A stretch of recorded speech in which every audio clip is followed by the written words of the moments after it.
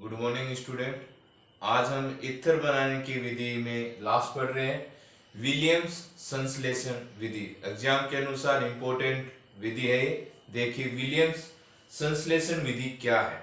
सबसे पहले बताएंगे कि सोडियम सोडियम एल्कोक्साइड और एल्किल हैलाइड की क्रिया से ईथर बनता है। रिएक्शन देखें।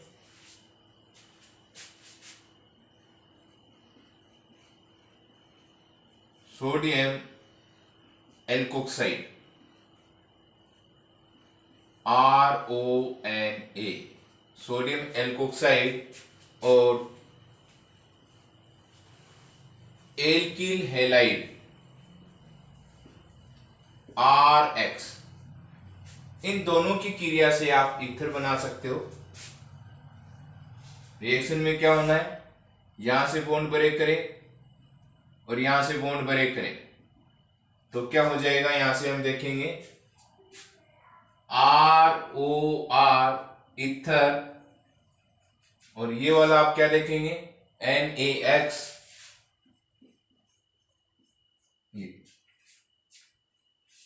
यदि R की जगह हम C2H5 ले लें तो नाम हो जाएगा सोडियम, C2H5 को कहेंगे एथोक्साइड, सोडियम एथोक्साइड, और X की जगह आप Br ले लें और R की जगह ले लें C2H5 तो नाम हो जाएगा एथिल ब्रोमाइड। क्या करना है, यहां से बॉन्ड निकालना है, Na को अलग कर देंगे, यहां से Br को अलग कर देंगे, क्या हो जाएगा देखो C2H5O C2H5 NaBr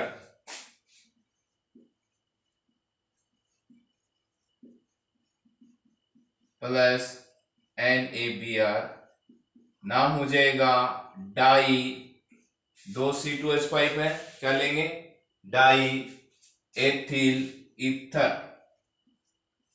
ओके, ये हो जाएगा। एक और एग्जांपल लेते हैं इसका। ये आपने लिया मेथिल ब्रोमाइड,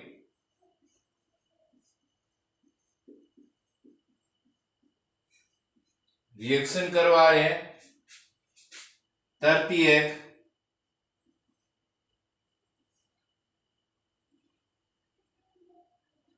सोडियम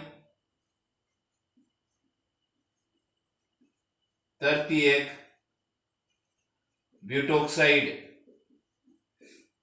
तो क्या लिखेंगे NaOCH3CH3CH3।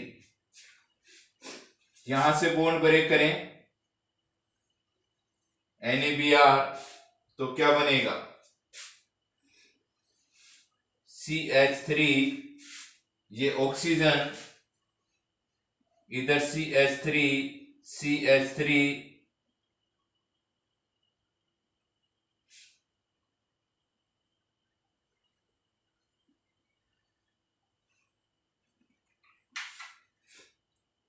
O CH3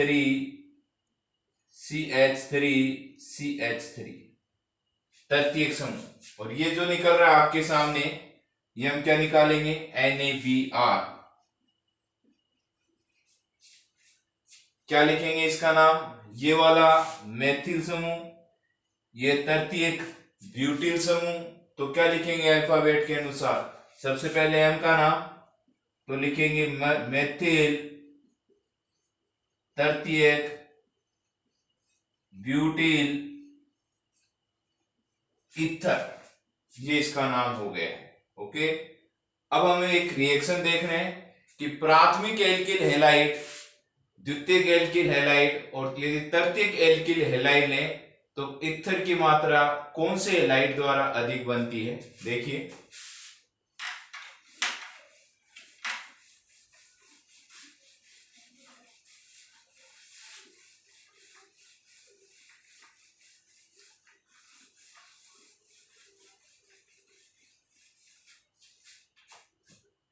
important line है। एग्जाम में यदि विलियम्स संश्लेषण विधि में क्वेश्चन आता है तो यहीं से आना है। ये वाला क्वेश्चन देखिए आप, प्राथमिक एल्किल हैलाइड से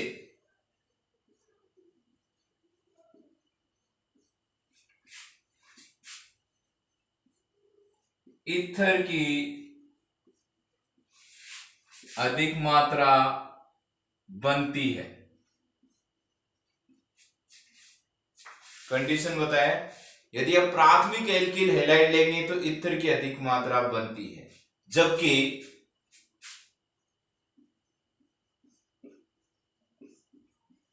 द्वितीयक तथा तृतीयक एल्किल हैलाइड से ईथर न बनकर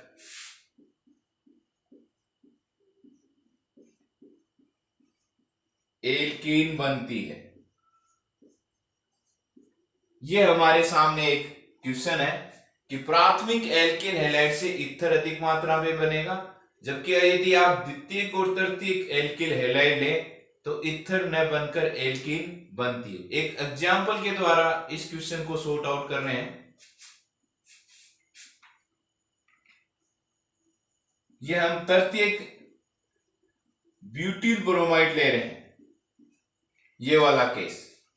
यदि आप 3 डिग्री एल्किल हैलाइड ले तो ईथर नहीं बन रहा। देखिए इसका नाम हो जाएगा तृतीयक ब्यूटिल ब्रोमाइड।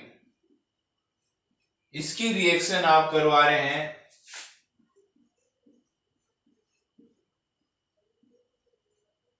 सोडियम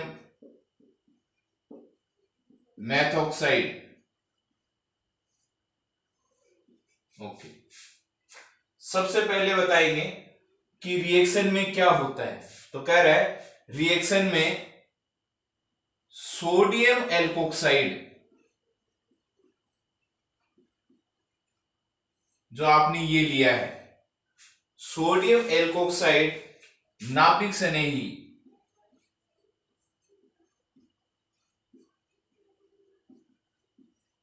तथा प्रबल क्षार होता है।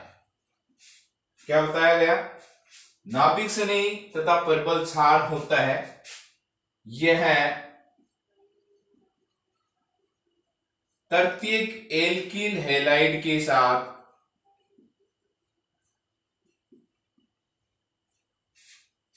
क्रिया कर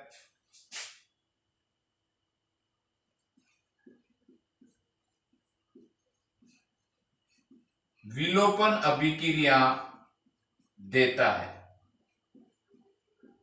तथा मुख्य उत्पाद के रूप में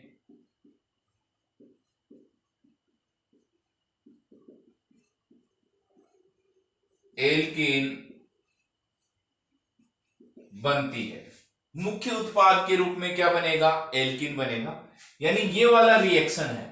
तो ये जो सोडियम मेथोक्साइड यहां पे लिया गया है, ये एक तरह से नाभिक स्नेह के रूप में कार्य करता है। और जब नाभिक स्नेह की एल्किल हैलाइड के साथ अभिक्रिया होती है तो वहां पर रिएक्शन कौन सी हो जाती है? विलोपन अभिक्रिया हो जाती है। देखिए यदि विलोपन अभिक्रिया हो तो अल्फा कार्बन से हेलोजन, और ये वाला भी बीटा है, ये वाला भी बीटा है, ये वाला भी बीटा, और बीटा कार्बन से क्या निकलता है? H। अल्फा कार्बन से हेलोजन और बीटा कार्बन से क्या निकालेंगे? H निकालेंगे। तो रिएक्शन में क्या हो जाएगा? कार्बन कार्बन के बीच क्या बना देंगे? डबल बॉन्ड बना देंगे। और अभिक्रिया में उत्पाद क्या बनना है? एल्कीन। देखिए ये CH3, ये CH3, यहां पर डबल बॉन्ड CH2, ये वाला दिख गया आपको NaBr, यहां से H निकल जाए, इसको ऐसे दिखा सकते हैं अपन CH2H, ये वाला निकल जाए, ये वाला H इसके साथ तो क्या हो जाएगा CH3OH। तो आप ये बता सकते हो यदि तर्तीक एल्किल हैलाइड लिया जाए और यदि रिएक्शन आप सोडियम एल्कोक्साइड के साथ करवा रहे हैं, उस स्थिति में इथर न बनकर एल्किन बनती है, क्योंकि सोडियम एल्कोक्साइड है वो नाभिक स्नेह के रूप में कार्य करता है और एल्किल हैलाइड के साथ विलोपन अभिक्रिया देता है, जिससे मुख्य उत्पाद के रूप में एल्किन प्राप्त होती है। ओके, नेक्स्ट हम डिस्कस कर रहे हैं डाई एथिल ईथर की संरचना।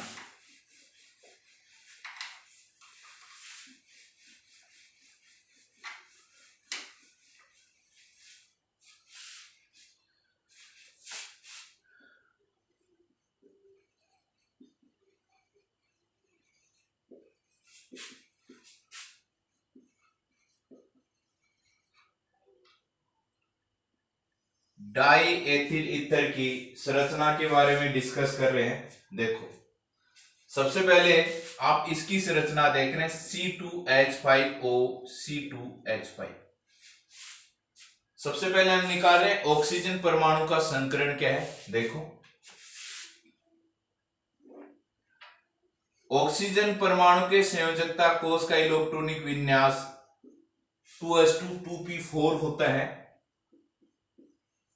आप ये दिखाएंगे 2s p के 3 ऑर्बिटल होते हैं, जिनमें क्रमशः 1 इलेक्ट्रॉन फिलअप करेंगे, देन पेयरिंग स्टार्ट करेंगे। आप ये बता रहा है कि ये ऑक्सीजन के संयोजकता कोष से पता लगा कि इसके अंदर 2 अयुग्मित इलेक्ट्रॉन उपस्थित हैं, और हमें यहां हम देखेंगे तो ऑक्सीजन के साथ 2 एल्किल समूह जुड़े हुए हैं जो कि सिग्मा बंध बना रहे हैं। तो हम कह सकते हो कि यहां पर ऑक्सीजन के साथ 2 समूह उपस्थित है, अतः ऑक्सीजन के साथ 2 समूह का बंध बनाने के लिए 2 अयुग्मित इलेक्ट्रॉन की आवश्यकता होती है, जो इसके इलेक्ट्रॉनिक विन्यास में है।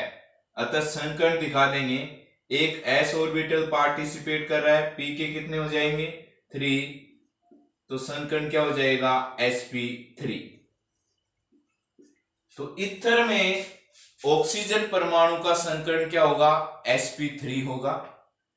संकरण का नियम है कि जितने परमाणु कक्षक भाग लेते हैं उतने ही कक्षक बनते हैं। तो यहां देखो s का एक भाग ले रहा है, p के 1 2 3, तो p के 3 और s का 1, तो टोटल हो गए 4।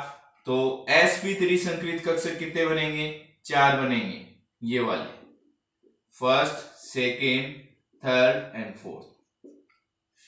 इन 4 में से ये वाले आप देख रहे हैं जिनके पास अयुग्मित इलेक्ट्रॉन है, इनके साथ कौन सा समूह जोड़ देंगे एथिल समूह जोड़ देंगे, और क्या बनाएगा सिग्मा बंध।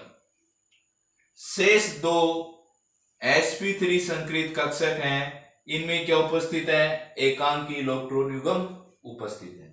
इस प्रकार हम कह सकते हैं कि जो ऑक्सीजन परमाणु है इसके पास 2 एथिल समूह या बंदी इलेक्ट्रॉन युग्म और 2 एकांकी इलेक्ट्रॉन युग्म चतुष्फलकीय रूप से ऑक्सीजन परमाणु के घेरे हुए रहते हैं। और यदि COC बंध कोण की बात करें तो इस संकरण के अनुसार sp3 संकरण के अनुसार बॉन्ड एंगल 109 डिग्री 28 मिनट आना चाहिए, लेकिन यहाँ पर बॉन्ड एंगल कितना डिग्री आएगा 110 डिग्री आ रहा है। क्यों आ रहा है तो देखिए पूरी स्ट्रक्चर से हम क्लियर करें।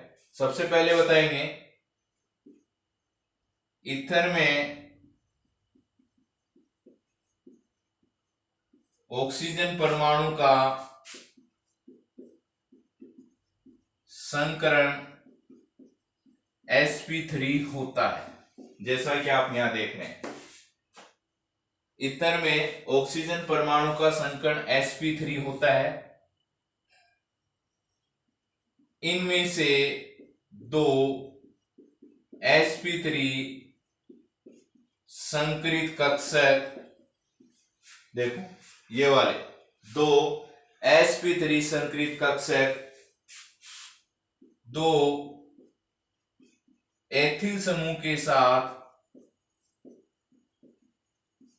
सिग्मा बंध बनाते हैं।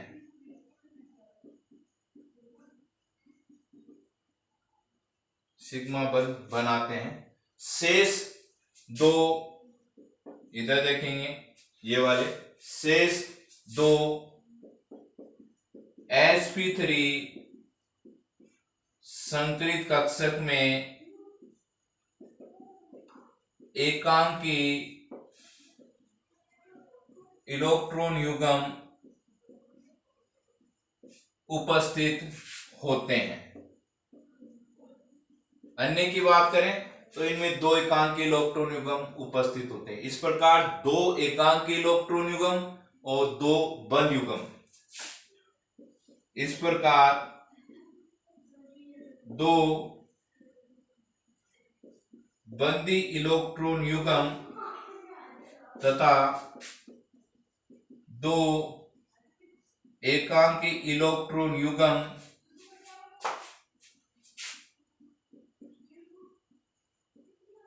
ऑक्सीजन परमाणु को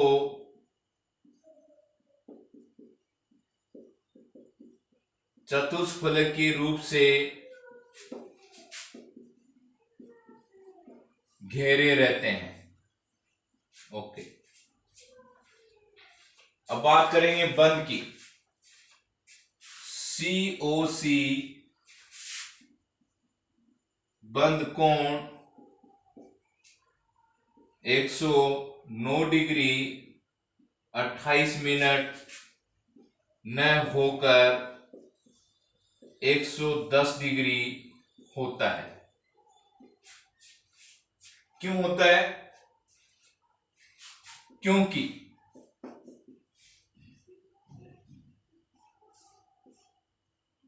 एथिल समूह में प्रतिकर्षण होता है। ये जो आप स्ट्रक्चर देख रहे हो डाई एथिल ईथर की, ये बॉन्ड एंगल 110 डिग्री होता है। ये लोन पेयर है। ये बॉन्ड एंगल 110 डिग्री क्यों हुआ? क्योंकि इन एथिल समूह के बीच में क्या है? प्रतिकर्षण है। प्रतिकर्षण होने के कारण बॉन्ड एंगल बढ़ जाता है। तो हम कहेंगे एल्किल समूह का आकार बढ़ने पर प्रतिकर्षण बढ़ता है। क्यों बढ़ता है? क्योंकि प्रतिकर्षण अंतःक्रियाएं प्रबल होती है। तो एग्जाम में क्वेश्चन आ सकता है कि डाई एथिल ईथर की संरचना समझाइए। तो आप इस प्रकार इसको एग्जाम में प्रिपेयर कर लिख सकते हैं। अब हम डिस्कस करेंगे रासायनिक अभिक्रियाएं।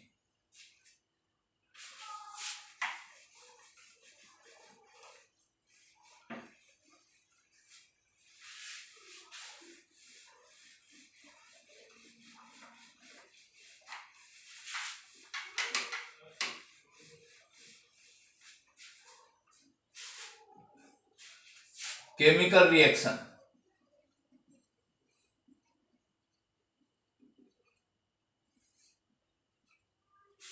ईथर चार प्रकार की रासायनिक अभिक्रियाएं देते हैं। नंबर 1,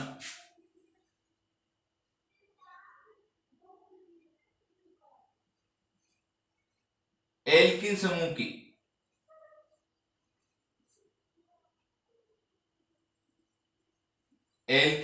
की प्रतिस्थापन अभिक्रिया। पहला।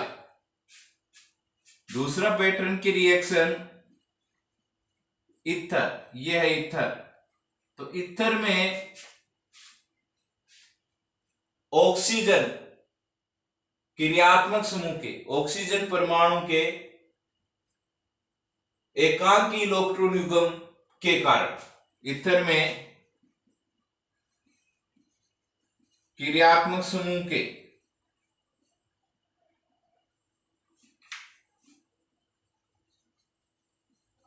ऑक्सीजन क्रियात्मक समूह पर उपस्थित एकांकी इलेक्ट्रॉन युग्म के कारण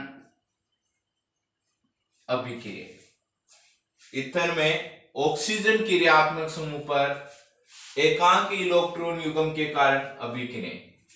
नंबर 3 CO बंध। ईथर में कार्बन ऑक्सीजन बंध विदलन की अभिक्रिया। और नंबर 4 डिजाइन कर रहे हैं अदर रिएक्शन। इसके अलावा कुछ और अन्य रिएक्शंस होती हैं उनके बाद। तो हमने 4 प्रकार की रिएक्शन देखी है ईथर में। एल्किल समूह की प्रतिस्थापन अभिक्रिया, ईथर में ऑक्सीजन क्रियात्मक समूह के एकांकी इलेक्ट्रॉन युग्म के कारण अभिक्रिया, CO बंध के विदलन के कारण अभिक्रिया, और नंबर 4 अदर अभिक्रिया। तो सबसे पहले देख रहे हैं अपन एल्किल समूह की प्रतिस्थापन अभिक्रिया।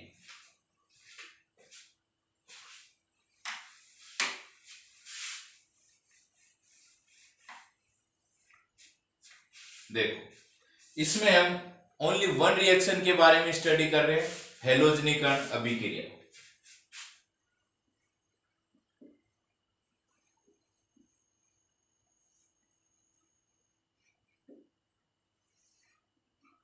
हेलोजन तो आप कर सकते हो रिएक्शन या तो क्लोरीन के साथ करवा दें या ब्रोमीन के साथ करवा दें। जितनी भी हम रिएक्शन डिजाइन करने वाले ये सब डाई एथिल ईथर के साथ रिएक्शन देखेंगे। अर्थात हम केमिकल रिएक्शनों के बारे में जो स्टडी करेंगे वो होगा डाई एथिल ईथर। तो देखो ये है डाई एथिल ईथर।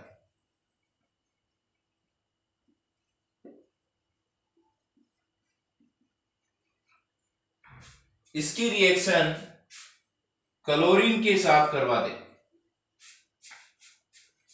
अंधेरे में इनडायरेक्ट।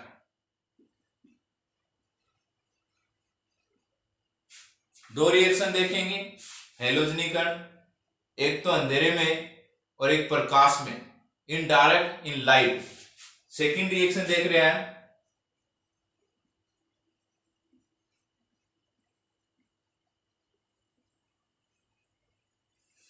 इन लाइट, लाइट में। देखो ये क्रियात्मक समूह है। क्रियात्मक समूह के दोनों तरफ स्थित कार्बन क्या कहलाएंगे? अल्फा। ये अल्फा, इसको अल्फा मानेंगे तो इसको अल्फा डैश। प्रतिस्थापन अभिक्रिया का अर्थ है यहां से H परमाणु का प्रतिस्थापन किसके द्वारा हो जाए? हेलोजन परमाणु के द्वारा हो जाए, अर्थात किसके द्वारा हो जाए? क्लोरीन। तो यहां से एक H रिप्लेस करेंगे क्लोरीन के द्वारा अल्फा, और अल्फा डैश से भी एक H रिप्लेस करेंगे क्लोरीन परमाणु के द्वारा। तो देखो क्या होगा, CH3 CHCl, okay, O CH Cl, और ये हो जाएगा CH3। यहां से आप एक हाइड्रोजन ये एक ये निकालेंगे और साथ में क्लोरीन के द्वारा हो जाएगा 2HCl। तो क्लोरीन कितने चाहिए यहाँ पर? 2। ये अल्फा है, ये अल्फा डैश है, तो नाम क्या हो जाएगा? Alpha alpha dichloro ether.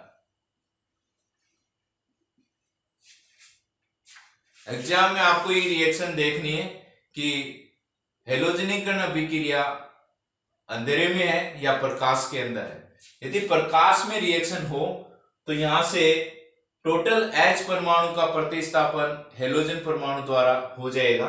तो देखिए यहां से 3 हाइड्रोजन, ये 2 ये 2 ये और 2 ये, मतलब 10 हाइड्रोजन रिप्लेस हो जाएंगे और यहां पर आ जाएगा क्लोरीन, तो हो जाएगा CCl3 CCl2O CCl2 CCl3। Okay, ये हाइड्रोजन किसमें, हाइड्रोजन क्लोरीन के साथ क्रिया करके हो जाएगा 10HCl, तो 10 क्लोरीन यहां जोड़े तो 10 इसके साथ, तो 20 क्लोरीन चाहिए, तो 10Cl2। जो प्रोडक्ट बनेगा वो लिखेंगे पर chloro die ethyl ether.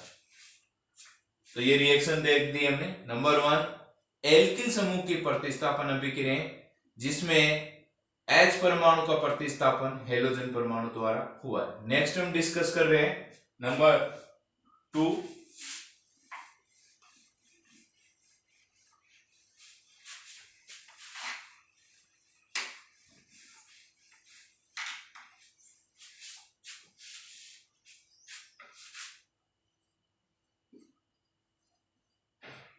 Ether क्रियात्मक समूह के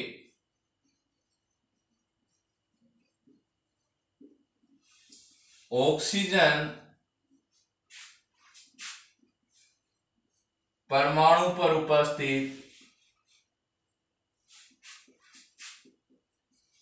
एकांकी इलेक्ट्रॉन युग्म के कारण अभिक्रिया।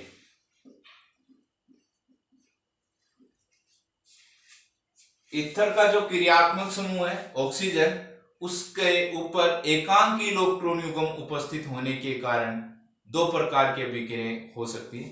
नंबर 1, प्रोक्साइड का निर्माण।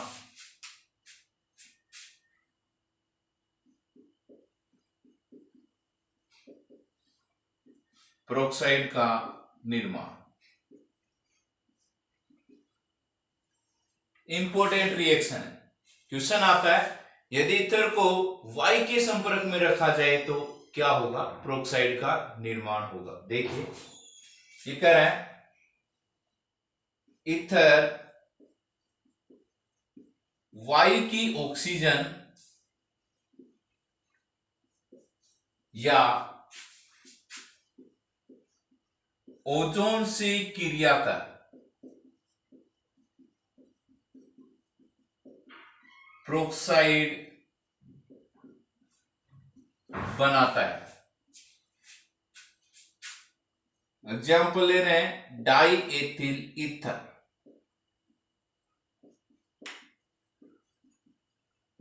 रिएक्शन करवा रहे हैं, ओजोन से करवा दो चाहे ऑक्सीजन, ½ O2, तो क्या होगा, ये वाला ऑक्सीजन इसी के कारण रिएक्शन देख रहे हैं, तो ये वाला ऑक्सीजन इसके साथ बॉन्ड बनाता है। देखिए CH3 CH2O CH2 CH3, oxygen अपने एकांकी इलेक्ट्रॉन युग्म इस ऑक्सीजन को दे देता है, तो ये दिखा देंगे ऑक्सीजन के वैलेंस शेल में इलेक्ट्रॉन कितने होते हैं, 4 और ये 6, टोटल हो गए 6। अर्थात ऑक्सीजन इस ऑक्सीजन के साथ बॉन्ड बना रहा है, तो दोनों इलेक्ट्रॉन कौन दे रहा है, ये वाला ऑक्सीजन दे रहा है। ये एरो ये बता रहा है कि इस ऑक्सीजन ने, ईथर वाले ऑक्सीजन ने वायुमंडलीय ऑक्सीजन के इलेक्ट्रॉन देने के कारण कौन सा बंध बना है, उपसहसंयोजक बंध बनता है, प्रोक्साइड। Okay, diethyl peroxide.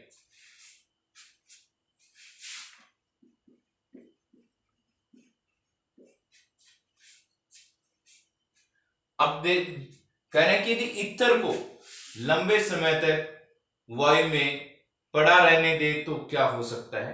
देखिए CH3 CH2O CH2 CH3 O2 लंबे समय तक,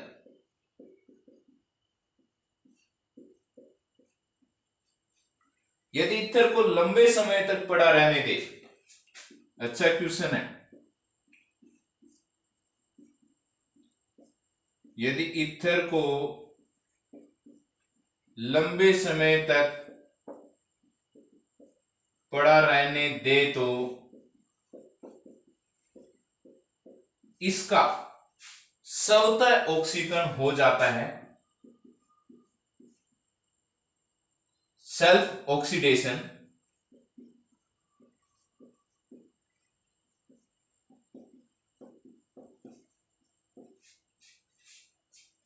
देखो ये वाला अल्फा कार्बन, यहां पर ये रिएक्शन होनी है, तो ये वाले H को यहां दिखा सकते हैं अपन, ये यहां ऑक्सीकरण होगा इसका स्वतः, तो क्या लिखेंगे CH3 CH2O CH3, ये वाले ऑक्सीजन यहां जोड़ दें, OOH नाम हो जाएगा इसका। प्रोडक्ट का नाम देखो क्या होगा, 1 एथोक्सी। ये ग्रुप क्या है, एथोक्सी, 1 एथोक्सी हो जाता है, तथा 1 एथोक्सी इसको क्या लिखेंगे, एथिल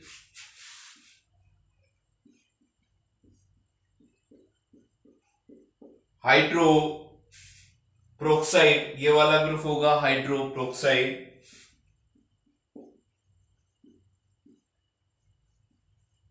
बनता है जो विस्फोटक प्रकृति का होता है। क्वेश्चन हुआ अपने सामने, यदि Y के साथ रिएक्शन हो जाए ईथर की तो प्रोक्साइड बनाएंगे, और यदि ईथर को लंबे समय तक पड़ा रहने दिया जाए तो प्रोक्साइड नहीं होगा, इसका स्वतः ऑक्सीकरण होने पर 1 एथोक्सी एथिल हाइड्रोप्रोक्साइड बनता है, जो विस्फोटक प्रकृति का होता है। प्रोडक्ट का नाम 1 एथोक्सी एथिल हाइड्रोप्रोक्साइड। एग्जाम के लिए इंपॉर्टेंट रिएक्शन है दोनों ही। नेक्स्ट हम डिस्कशन कर रहे हैं ऑक्सियोनियम लवण का बनना।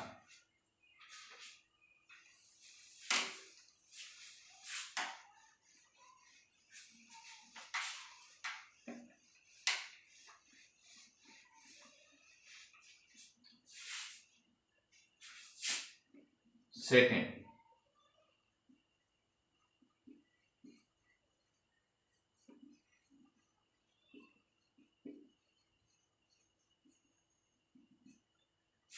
ऑक्सोनियम लवण क्यों बनेगा, तो इथर में जो ऑक्सीजन परमाणु है ये अपने एकांकी इलेक्ट्रॉन युग्म खनिज अम्लों के H+ को दे देते हैं। देखिए reaction, C2H5O C2H5 diethyl ether की अभिक्रिया H2SO4 के साथ करवा दें तो क्या होगा, H2SO4 में से क्या निकलेगा, H, किस फॉर्म में, प्लस के रूप में। ये ऑक्सीजन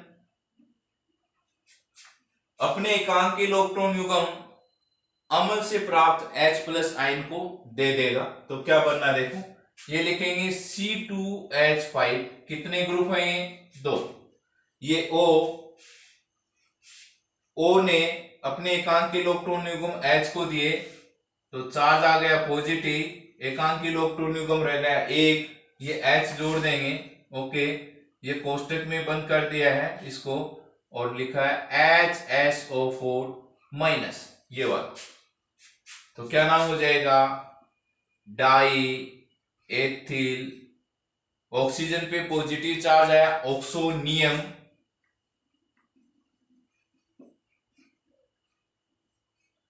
हाइड्रोजन, इसका नाम क्या होगा, हाइड्रोजन सल्फेट,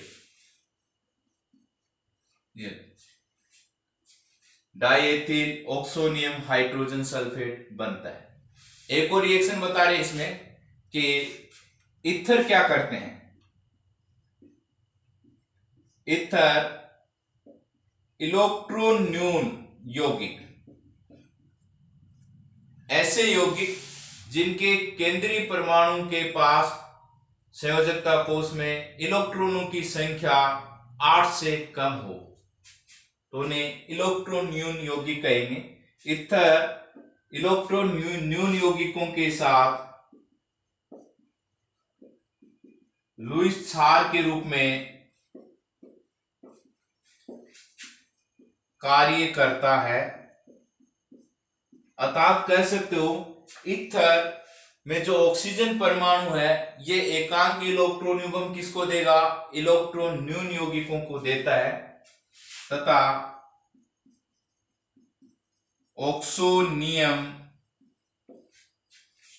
लवण बनाता है।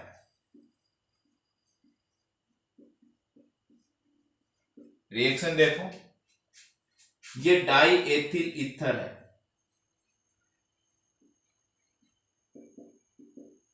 रिएक्शन करवा रहे हैं इलेक्ट्रॉन न्यून यौगिक BF3 बोरोन ट्राइफ्लोराइड। तो इसके स्ट्रक्चर देखें तो बोरोन के संयोजकता कोष में कितने इलेक्ट्रॉन? 3। F के संयोजकता कोष में कितने? 7, जिनमें से एक B के साथ बंध बनाता है। तो क्या होगा देखो, इस B के संयोजकता कोष में कुल इलेक्ट्रॉन की संख्या कितनी हो गई? 6। अपना स्टेप पूर्ण करने के लिए क्या करेगा? किसी ऐसे स्पीशीज से एकांक इलेक्ट्रॉन युग्म ग्रहण करेगा जिसके पास इलेक्ट्रॉन युग्म देने के लिए उपलब्ध हो। तो यहाँ पर ऑक्सीजन के पास एकांक इलेक्ट्रॉन युग्म है, ये B परमाणु एक्सेप्ट करता है। तो क्या होगा? C2H5O C2H5 ये वाले एकांक इलेक्ट्रॉन युग्म किसको दिए गए हैं? B को। केंद्रीय परमाणु B जिसके संयोजकता कोष में कुल इलेक्ट्रॉन की संख्या 6 है, तो अब कितनी हो जाएगी? 8। ओके, नाम क्या लिखेंगे? Boron trifluoride ईथरेट। प्रोडक्ट का नाम हो जाएगा बोरोन ट्राइफ्लोराइड ईथरेट। नेक्स्ट रिएक्शन हम नेक्स्ट वीडियो में देखेंगे। Okay, thank you very much.